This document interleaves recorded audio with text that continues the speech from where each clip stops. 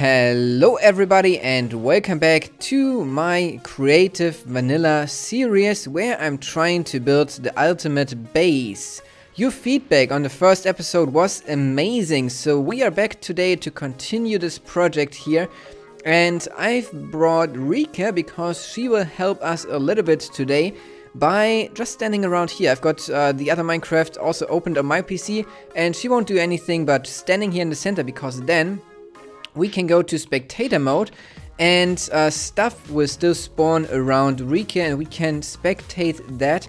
That will be really helpful. What we're trying to do today will be to develop a guardian farm, which is super effective.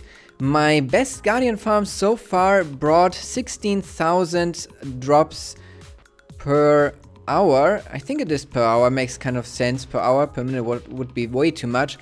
And so I want to see if I can beat that number, and we want to try and figure out the perfect configuration for things. But before we can start with that, of course, we are here in a just normal environment, and if I just fly into the ground, you will be able to see that there is stuff all around, like over here for example, or over here even a witch, and we need to make sure that there won't be any mobs around here. So what we need to do is to light up all these caves. We could, with commands, create a perimeter here, but it's something that I don't want to do, because I want to do it as if it was legit vanilla Minecraft. I mean, you could dig out a perimeter, but would you really do that for such a thing? I don't think anybody would dig out a perimeter with 128 block radius, at least not in a short amount of time. So lighting up the caves will be my choice here, and therefore I will work with a little bit of command block action, and I think that I would just set it up and then show you how it is working. So before I show you what I've got here, I want to demonstrate this, and this is where Rica comes into play, because Rica will make mobs spawning. And if I now do the difficulty set to hard, we should be able to see mobs spawning. There we go, and as they spawn, they will place torches, which is really cool, because that will automatically light up the caves all around this area. And if there's a dark spot somewhere, it will spawn something, and because it spawns it, it will place a torch, and then nothing can spawn anymore. So we don't have to run around in the caves and find all these spots where stuff can spawn. The game will do it for us. And the way this is done is quite simple. We've got over here a hopper clock that will trigger this redstone blocks here. I'm using redstone blocks because they have a clear order of activating the command blocks. Then in these ones here, I'm just targeting different mobs and setting a torch. And once they did that, at the end, I will just kill everything that is not a player.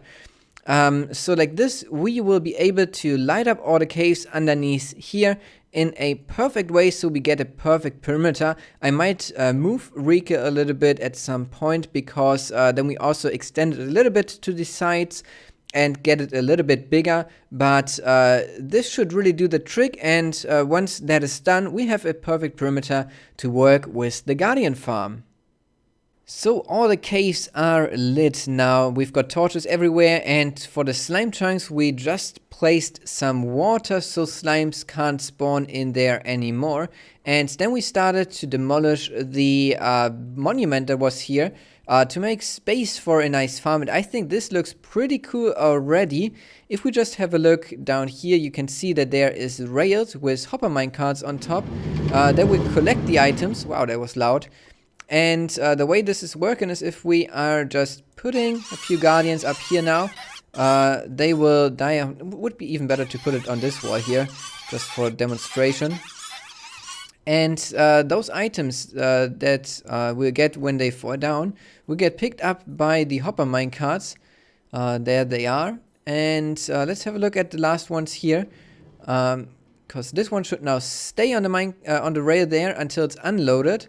And then it drives off again, and the items will be brought down here into a water stream, where we can collect them then and bring them into the storage area.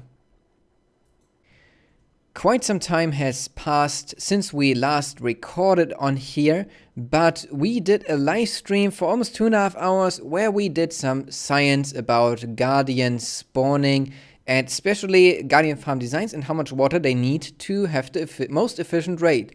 So we started with a quite small farm, and that's got then more items and more items and more items in our testings, and until we figured out the kind of perfect height for the water here for my farm.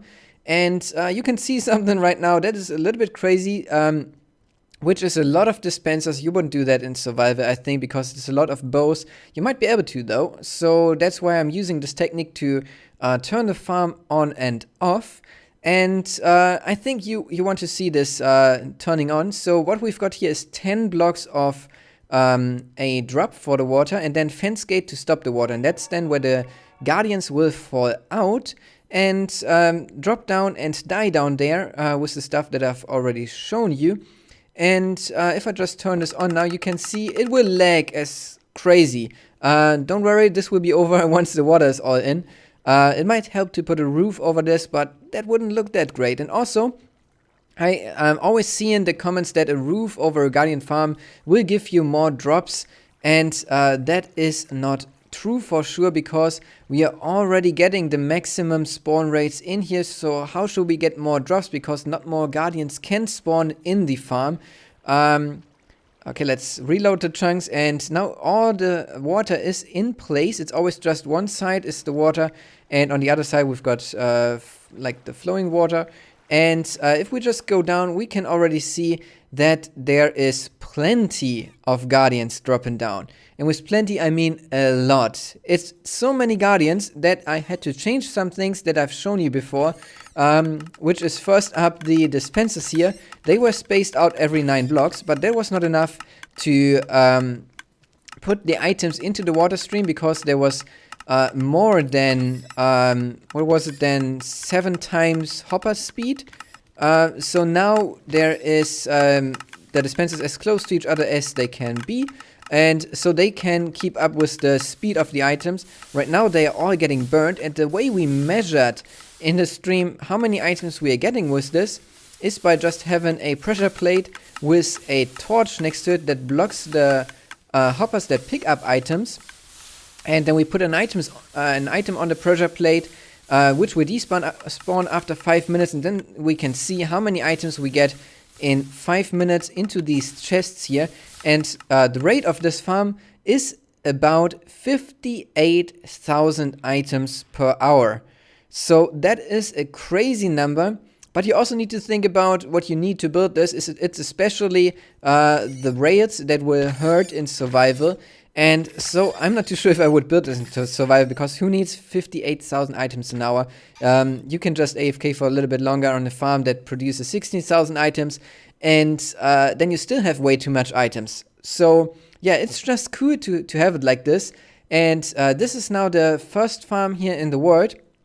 So I'm pretty happy with how this turned out, that it's toggleable, that you can collect the items, and I don't want to hook up the collection system just yet, because I don't know yet how to build the storage system here. We might do that at another point, but the farm is working, and we can just transport the item over somewhere to the center to then build a collection system and an item elevator and all that kind of stuff.